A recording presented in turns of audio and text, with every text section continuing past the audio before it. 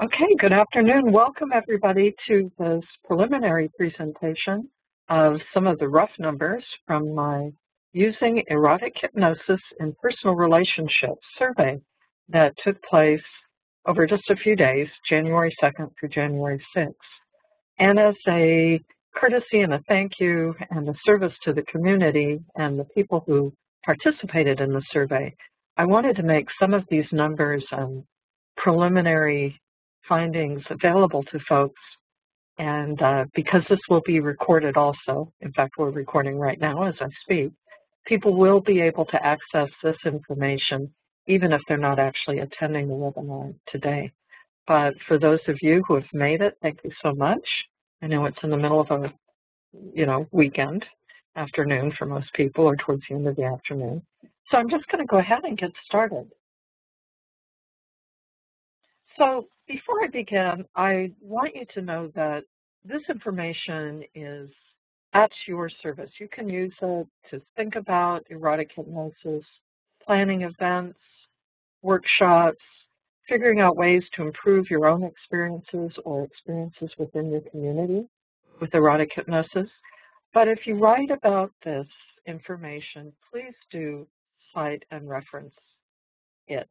And whether you're using APA or MLA style, whatever, but get the information in, who I am, the year, what the survey is called, where you found this information. So again, as I said, it will be taped and it will be up on the webinar web page, probably by the end of next week, pretty soon.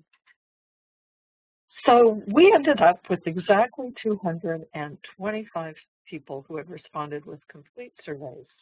And this was great. I love this number. I originally was going to go for 100, and then due to circumstances with the survey, I decided to extend it so that I could collect more responses. This particular presentation is really just preliminary. It's rough. There's only a couple of instances where I've actually filtered the information, comparing, for example, breaking things out for gender comparison. Mostly it's just plain, simple numbers and percentages. Percentages are rounded off, of course. Oh, I think I need to go back there. So my basic question, my study question was, well, what erotic hypnosis practitioners do and how they feel about it. And that's a variation on the standard sexological question, which is we study what people do and how they feel about it when it comes to sexual behavior. I'm just going faster than I want it to. Okay, so some of the things that jumped out at me when I began to look at the numbers was there is a high level of concern for ethics, boundaries, safety, and other kind of related matters, high level of concern within this group of 225 people who answered the survey. And that was, I thought, a terrific thing to discover. And there's also no surprise, hypnogasms, basically hypnotic orgasms. They're popular. I wasn't surprised by that finding. There's also very high levels of satisfaction across the board with various erotic hypnosis activities. So the things that people are doing, they're mostly enjoying very, very much. And that includes the hypnogasms, but we'll get into the other things just a little bit later. And this is also a wonderful snapshot of this group of people who took the time to respond to the survey. One of the things that happened as the responses were coming in, there were probably 4 times as many people who just came and looked at the survey than who actually answered the questions. And I found that very interesting. And even though it was a very short survey, many people who came and looked at it were reluctant to proceed. And I was really kind of curious about why that was. This was a confidential survey. And the commitment to creating and retaining confidentiality is very high as I do this research. But still, there was that reluctance. It took most people under 5 minutes really to do the survey. So I don't think time was a factor. So unless people were at work and worried about getting caught, I'm not really sure what was going on with this. Maybe they thought it would be more erotic and juicy and sort of interesting and not so dry, though I don't know how anybody could see the topic of erotic hypnosis as being dry, even when we're focused today as we are on the numbers. So one of the first things I asked about was people's involvement with erotic hypnosis and the roles that they generally play. So the first question after, do you want to participate in the survey and are you over the age of 18, was how long have you been practicing erotic hypnosis and what is your usual role? And as you can see here, it's a new crowd. There are not that many people who've been doing it for even between 5 to 10 years. And yet there is a hefty, a nice percentage of people who've been doing it for 10 years or more.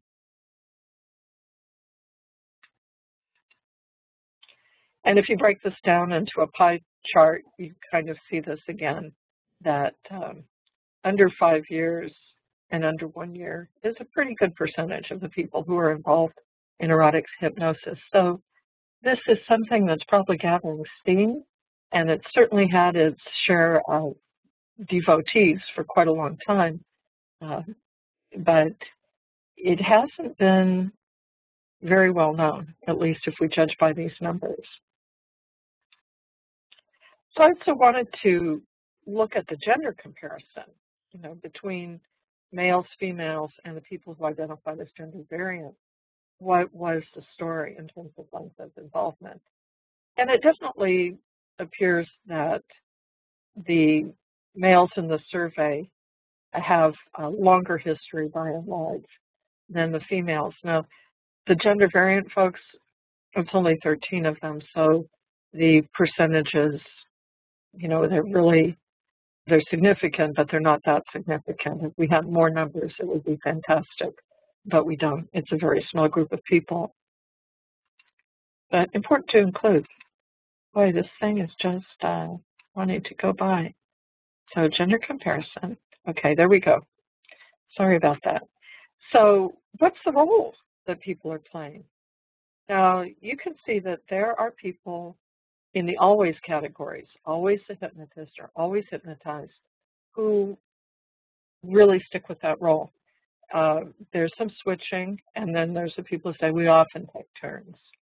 Mutual hypnosis is when people are hypnotizing each other at the same time, and there were only 2 people who reported doing that. And I think for those who are not applicable, I think these are the people who are interested in erotic hypnosis but haven't yet had a chance to play. This is going by too fast. I don't like this.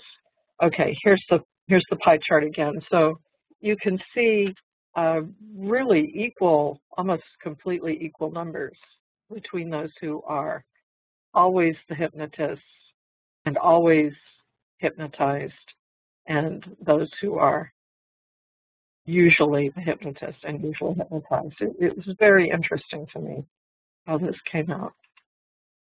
Gender comparison, you can see that at least with this group, most of the females were usually the ones being hypnotized.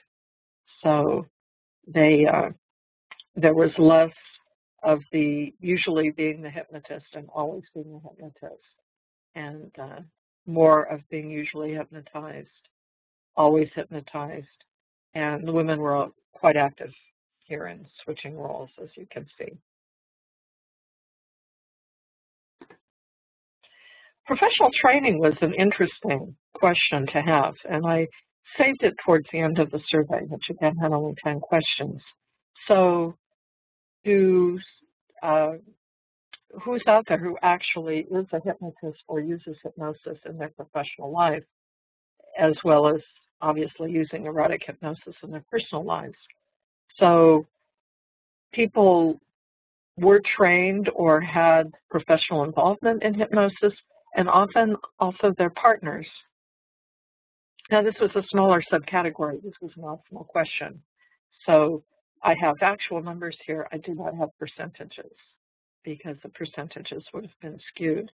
So you can see that there's actually a large number of people who actually answered the survey. 46 of them have professional hypnosis training. 5 are using hypnosis as licensed medical or mental health professionals. 25 work as certified hypnotists. 17 work as certified hypnosis instructors or trainers. And we've got 10 who work as stage hypnotists. 27 people out of the ones with professional training who are teaching workshops on erotic hypnosis. I think that's really good news for the community. And there's 20 of these people are currently members of some kind of hypnosis-related professional organization. And whether or not their partners were answering the survey or not, I have no idea of knowing, but they also indicated some fairly high levels of involvement. So hypnotists are partnering up with other hypnotists, trained hypnotists, I should say, are partnering up with other trained hypnotists, at least in this survey. Breaking down the gender, again, there are many more men who responded to the survey who have professional hypnosis training, 38 men and 8 women. None of the gender variant people reported anything in this category other than that 2 of them were teaching erotic hypnosis workshops, but they had not reported any other levels of training or professional involvement. So you can see the breakdown here. There are more men in the survey, which we'll get into in a minute, and fewer women, and the numbers here kind of proportionately reflect that, I think. Getting more into basic demographics, and I'm going to go through this pretty quickly. I've got an hour here and a lot of material to cover. So as you can see, males 147 to 65 females, and 13 people in the gender variant categories. Now, of course, the trans woman would also be included in female if she didn't broken down into a separate category, and the same with the trans man. He would have been included in the male category if it hadn't been broken out. And then there were 11 people who identified as gender variant, queer, gender fluid. The age, it's a young group of people involved in erotic hypnosis at this point. So you can see this, that the 18 to 30 group is the largest, then we have the 31 to 40, and it takes up about almost 2/3 of the pie. Orientation, resoundingly heterosexual in this group of people. Now, that was probably because I recruited a lot of the hypnosis respondents from FetLife, and but only from a few of the groups, and so I don't think I really hit any of the LGB groups in a big way. Still, there was some variation, and particularly good showing of omni or pansexual folks, 5 asexuals, 44 bisexuals, only 1 lesbian, 9 gay men, 6 people identifying as queer, and then other people who put other as their category. So good diversity, just still resoundingly heterosexual at this point. Some of the things that were included in the comment section: questioning, heteroflexible. I thought this was cool. Identify 95% straight, but do engage in erotic hypnosis with men as a subject. So some people are willing to undergo these experiences hypnotically with same-sex partners, even if they don't feel that they are somebody who usually does things with same-sex partners that are at all erotic. So I thought that was pretty cool. There were also a few people who indicated that hypnosis, erotic hypnosis, was such a strong kink for them that they found it more interesting than actual physical sex. Relationship status, there was a good percentage of single people. There were people who were partnered who were both monogamous and non-monogamous, married, monogamous, non-monogamous, and so on, and a small amount of people who were widowed, divorced, or separated. People describe their other relationships. I currently have a dom, but no primary romantic relationship. Married, but participate in non-physical erotic hypnosis. Partnered, but non-sexual relationship. Complicated, partner has health issues. Slave 24/7, but not partner or married. Monogamous. So people had various configurations that they were living in and using erotic hypnosis in. Use and satisfaction. This was so fascinating. So there were many ways that I listed that people could indicate that they used erotic hypnosis. And I also wanted to know how satisfied they were with various ways. Now, this was a short survey. I probably could have had an even longer list. And some people felt that there were some categories that I needed to either explain better or break down into even more minute categories. But at this point, I did what I could. I like that some of the comments were, you know, how do you use it? You know, I like to find out what turns my partner on. People who say, I do an adult hypnosis show at several fetish and swinger conventions. That sounds like fun. And also teaches hypnosis for erotic purposes. And then there's a hypnotist who likes being hypnotized, but it doesn't happen very often, and so is doing a lot of auto-hypnosis. When I saw this quote, I wanted to say, find that person a hypnotist so that they can enjoy being hypnotized as well. So, okay, so relaxation was one of the basic ways that I thought people would probably be using erotic hypnosis, relaxing before some kind of erotic encounter scene before having sex. And yet it wasn't used as often as I thought it would be. This was a little bit surprising to me. So only 18% of the people used this frequently, relaxing a self or partner before sex, even though hypnosis is terrific for this. Some people do it sometimes, but a large group have never done this.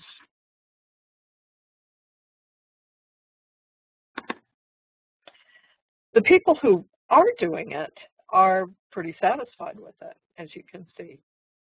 Very satisfied is 45%, and somewhat satisfied is 23%. So that's to me, that's a nice number. So maybe people might be inspired to bring this into their erotic hypnosis repertoire. Arousal, using erotic hypnosis to arouse a self or partner before physical sex. People are frequently doing this and sometimes doing this. So these are some pretty good numbers here.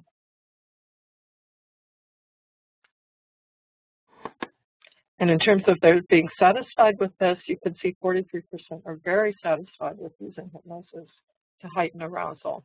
And then another group, the 22%, are somewhat satisfied. So this represents, you know, about 2/3 of the pie again. Enhancing sexual function. When it's otherwise diminished by health condition and disability. This is something that I'm very curious about.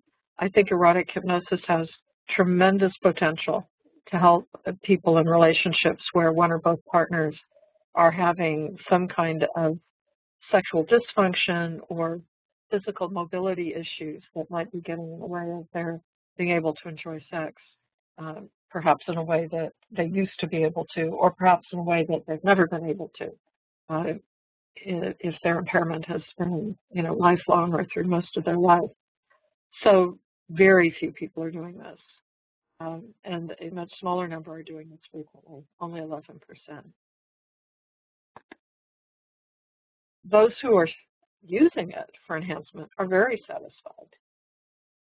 So that's a 69% number right there, very satisfied, and another 17% was somewhat satisfied. The hypnogasms, which of course we're all very curious about, or at least the general public is as well, causing or improving an orgasm with hypnosis. So this question included those who were helping their partners into an orgasmic state, as well as those who were actually experiencing it. In a future survey, I would probably break this down more explicitly. However, I plan to analyze this question by breaking down, who's got the hypnotist roles and who's being hypnotized, and see if I can get a little sense in teasing out some of the satisfaction and use part of this. So 54% are doing this frequently, several times a month was my definition of frequently in the survey. And another 34% are doing it sometimes. Satisfaction, I'd say it's pretty high.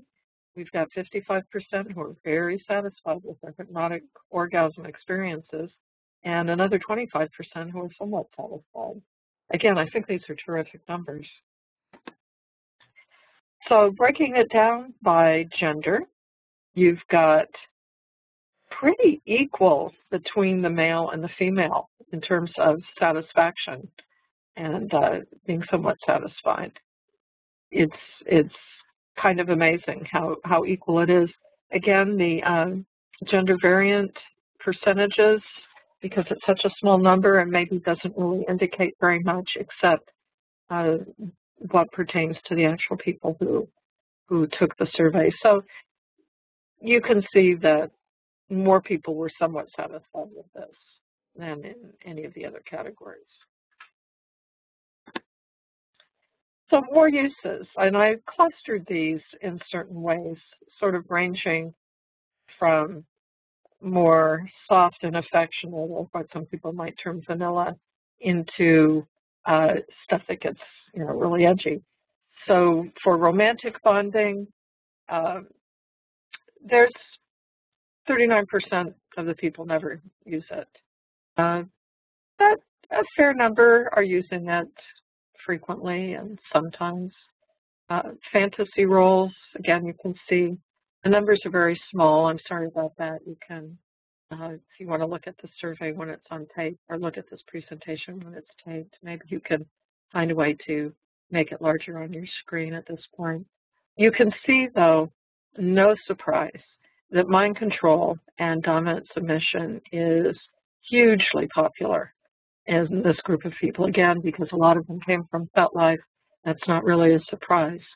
Edge play was not defined, and this is one of the pieces of constructive criticism that came my way, so I actually should have had that broken down into 3 or 4 different categories, since there are a few different definitions of edge play and what it means. I mainly just wanted to leave it up to the person to whatever they personally considered edge play, but I didn't really explain that well.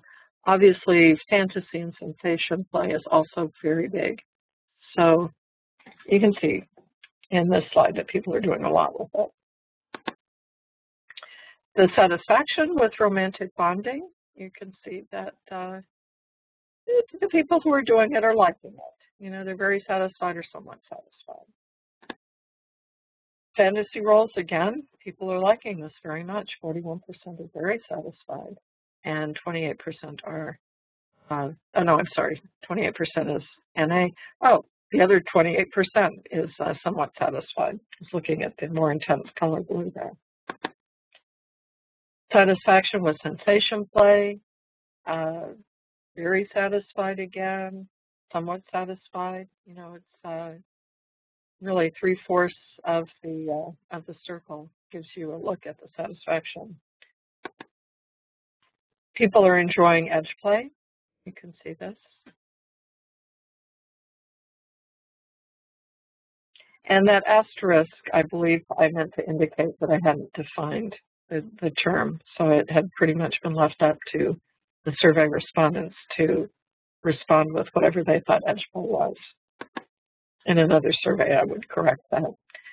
Satisfaction with mind control and DS, huge, as you can see. only 3% are not satisfied, 14% are not using it. But look at this, almost 60% are very satisfied with it, and another 24% somewhat satisfied with their experiences. Proximity was another part of use. Are people using erotic hypnosis in person? Are they doing it long distance, either through texting or computer? Maybe some people are actually doing it using old-fashioned mail, but I doubt it. Group scenes, not very many people actually using hypnosis in with more than one person at a time. So it's perfectly possible to hypnotize more than one person. And it's interesting how many comments I got about using hypnosis in some kind of long distance way. That was very interesting. And you can see 46% are using it in that way. So they're texting, chat rooms, various things.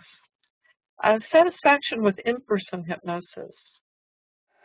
It's very satisfied, and somewhat satisfied is a smaller number.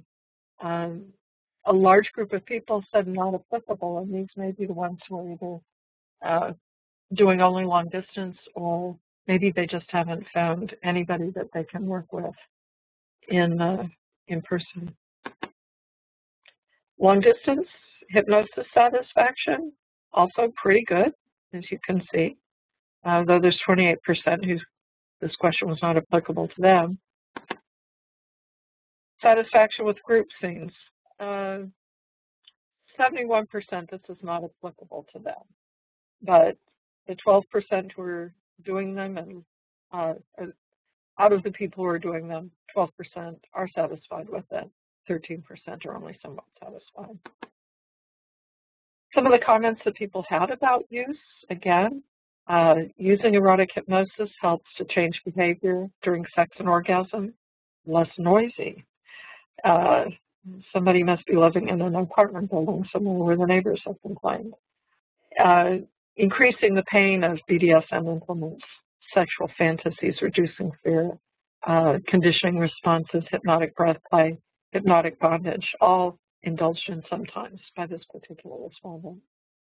Many people mention being super into mind control as a fantasy or fetish, but this particular respondent is using it to improve his or her skills as a top.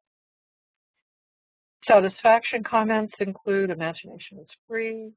Most of the relationships I've had involving hypnosis were solely for hypnosis, so practice partners or non-sexual type of erotic hypnosis situations. And there were definitely some people who are frustrated because they cannot find a partner, either long distance or in proximity. But their interest is keen.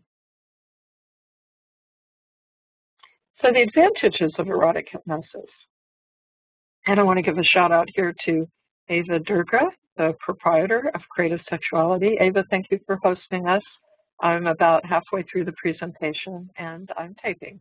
So I'm glad that you could make it.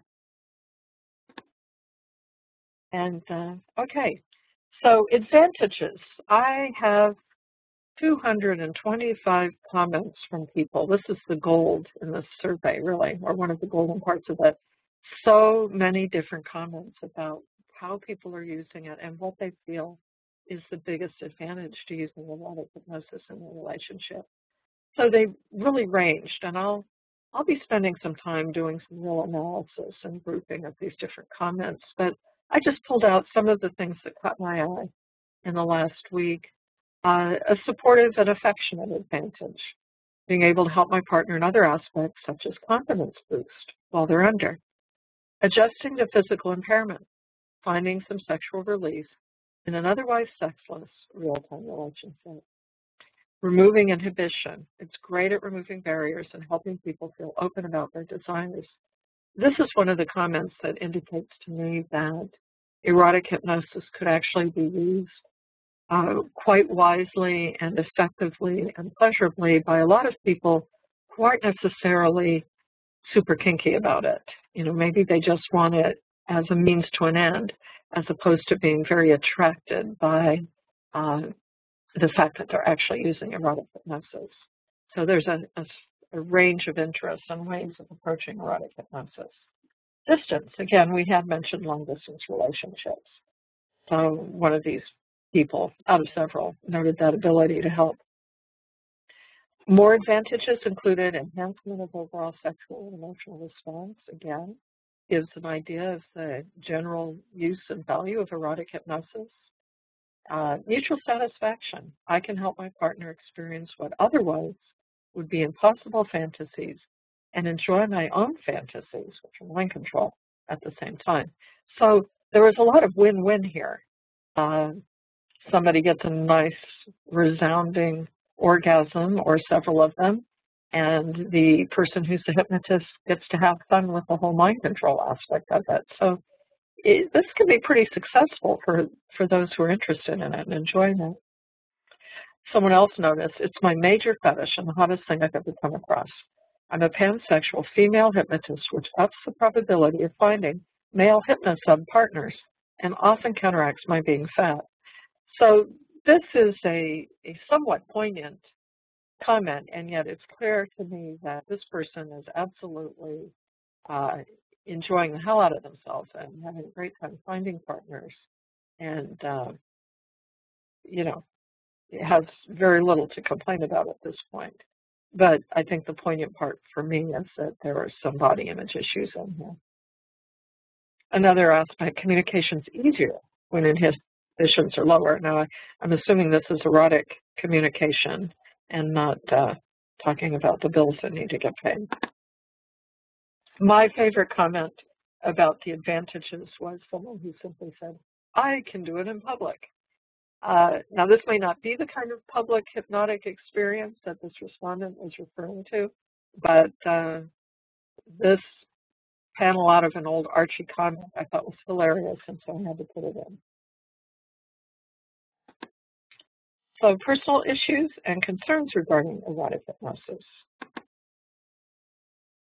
As I said earlier at the beginning of this presentation, this group of respondents highly conscious of and aware of consent, trust, and ethical uses of erotic hypnosis.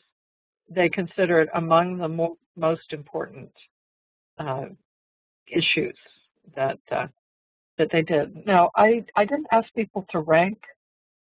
I just wanted them to select. So many people had several issues that were considered most important, and then somewhat important or not important. So I don't think it's possible to single out every one issue, and to rank it, I think would have taken people much more time, and they would have gotten frustrated because it was a fairly long list. So I really just wanted their sort of quick hits on what was important to them. Now, when we break this down by gender, you can see, again, pretty equal among the males and the females.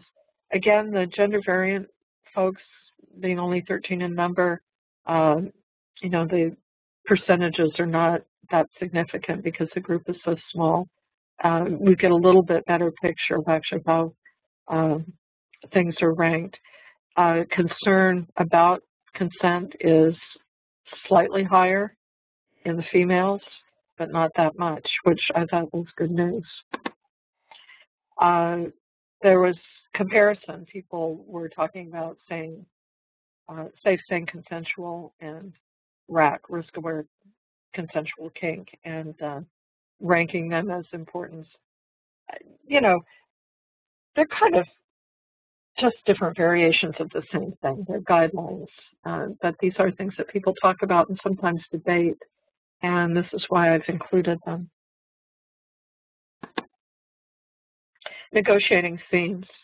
A lot of people thought that this was most important or somewhat important. A little worried about the 11% and the not applicable folks who don't think it's important at all. And sort of wonder a bit about that. But at least more good news that people are considering that negotiating this stuff is important, and it goes along with consent. Safety, again, very important consideration for 58% of the people, and somewhat important again for 30% of the folks. Again, I'm a little worried about the people who say it's not important or not applicable, but mostly the news I think is really good here.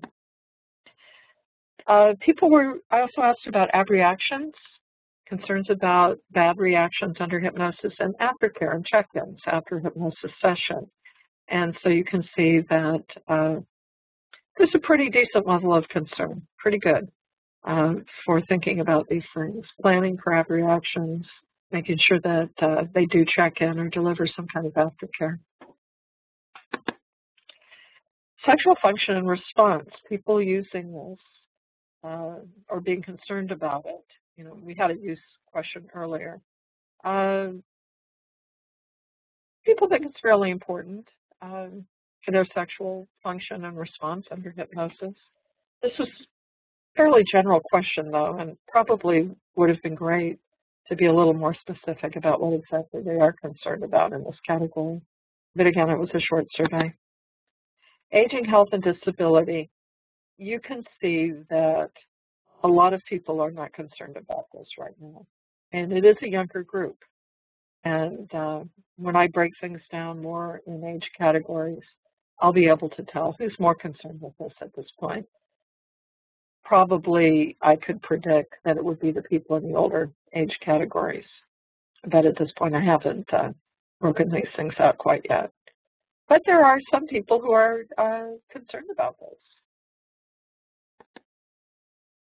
There's other things that I ask them about, you know, how are they learning? Who are they learning from? What about the quality of teaching materials, such as books and workshops and classes? And people really ranked working with their partners as being one of the top most important ways to learn erotic hypnosis. And community and perception, you can see that people have some concerns, for example, about the different, you know, some people are concerned about professional perceptions of erotic hypnosis in public or in the kink community. You know, some people in the kink community seem to feel that erotic hypnosis is a little creepy, possibly because of its mind control fetish aspects. So there's some concerns, and they vary. I think the people who are professional hypnotists, once I break out these numbers and look at things more closely and filter, I might find that the people who are professionally trained and active might have more concern, for example, about legality and professional opinion, as opposed to some of the others who are not. But again, I don't know this, and it's one of the discoveries that I get to make later on when I do more analysis. Privacy, of course, is important, and people did have concerns about that. 50% said it was one of the most important things to be concerned about, and another 32% said somewhat. There were some great comments in the concerns category. Now, some of this page speaks to concerns about consent and trust, or just generally dealing with people who are pleasant to deal with. So one respondent said, the biggest issue for me is that a lot of leaders in the erotic hypnosis community have super lax views on consent. There isn't as much of a system for getting rid of those people in that community. Consent is super tricky, and folks aren't educated nearly enough. There are a lot of super creepy hypnotists.